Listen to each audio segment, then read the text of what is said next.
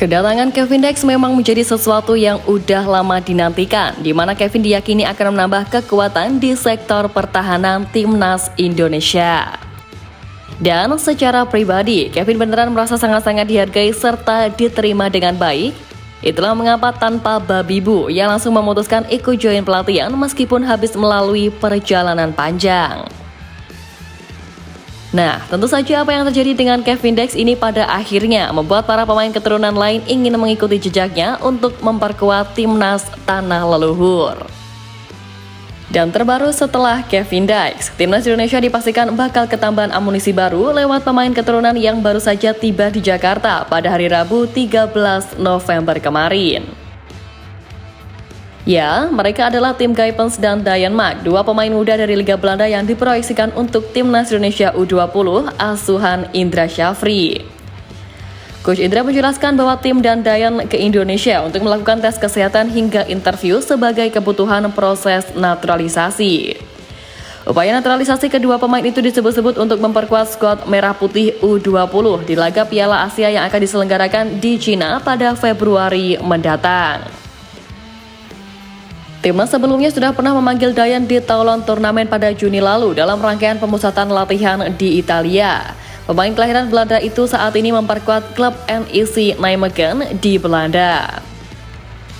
Adapun tim Guypens sendiri saat ini membela klub FC Emmen di Belanda, di mana pemain berusia 19 tahun ini telah tampil di berbagai laga di level U18 dan U21.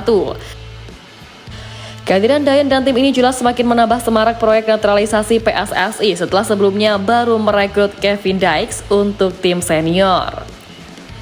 Nah, terkhusus pada proses naturalisasi Dayan Mack, pemain berusia 19 tahun itu dinilai sangat dibutuhkan jasanya untuk memperkokoh pertahanan dari Garuda Nusantara di ajang Piala Asia. Apalagi mengingat usai tampil apik di Piala AFF U19 lalu, lini belakang timnas Indonesia U20 justru keropos saat tampil di Seoul Earth on Ice Cup 2024. Di 3 pertandingan pada turnamen tersebut, gawang timnas Indonesia U20 dibobol sebanyak 6 kali oleh lawan-lawannya, yakni Korea Selatan sebanyak 3 gol, Thailand 2 gol, dan Argentina 1 gol. Selain itu, Dayan Mack sendiri merupakan salah satu bek muda potensial di Belanda, yang mana fisiknya sudah mumpuni di usia yang baru 19 tahun, yakni berpostur setinggi 1,88 meter.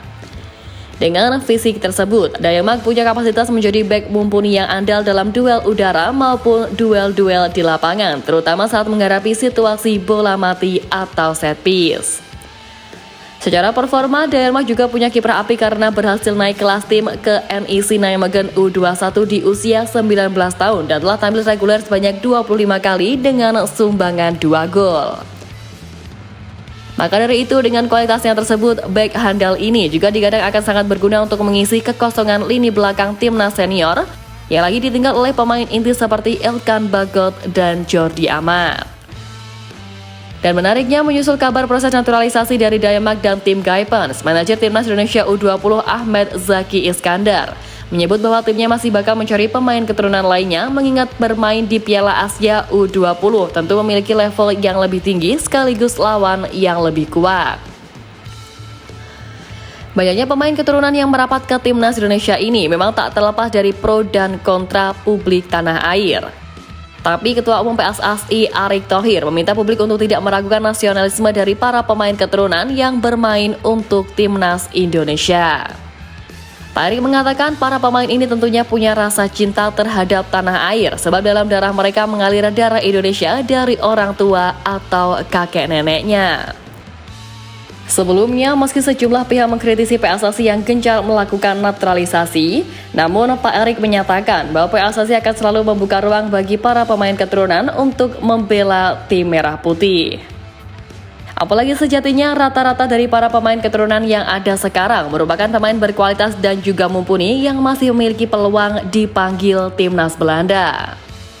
Tapi dengan rasa bangga, mereka lebih memilih untuk mengabdi pada tanah leluhurnya yang membuktikan bahwa para pemain ini memiliki jiwa nasionalisme tinggi untuk sama-sama meraih mimpi memajukan sepak bola tanah air.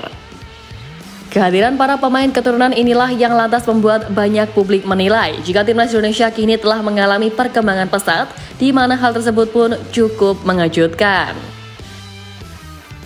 Di babak ketiga ini misalnya, Indonesia, Bahrain, dan Cina dianggap sebagai tim underdog di grup C yang harus bersaing dengan 3 negara langganan Piala Dunia seperti Jepang, Arab Saudi, dan juga Australia. Ketiga tim tersebut merupakan langganan Piala Dunia yang selalu tampil di turnamen akbar, termasuk edisi terakhir di Qatar. Sementara timnas Indonesia sendiri memasuki putaran ketiga kualifikasi Piala Dunia dengan berada di peringkat ke-130 dalam ranking FIFA. Meski demikian, performa skuad Garuda saat ini justru membuat tim-tim pesaing di grup C semakin waspada, di mana salah satu pelatih yang tercatat mengagumi perkembangan tim Merah Putih adalah Dragan Talajik, pelatih timnas Bahrain. Talajik mengaku terkejut dengan kondisi timnas Indonesia yang kini dihuni oleh pemain-pemain dengan nilai pasar yang tinggi seperti Tom Hai, Kelvin Verdong, Sandy Walsh hingga Jay Izzes. Kehadiran para pemain dengan nilai pasar tinggi ini tentu saja membuat timnas Indonesia semakin diperhitungkan. Perkembangan pesat tim Garuda di bawah pelatih Sintayong juga membuat Dragan Talajik semakin mewaspadai mereka. Meski Indonesia berada di urutan terendah dalam ranking FIFA Grup C, Talajik menilai bahwa tim Merah Putih tetap menjadi salah satu tim terbaik di Asia saat ini.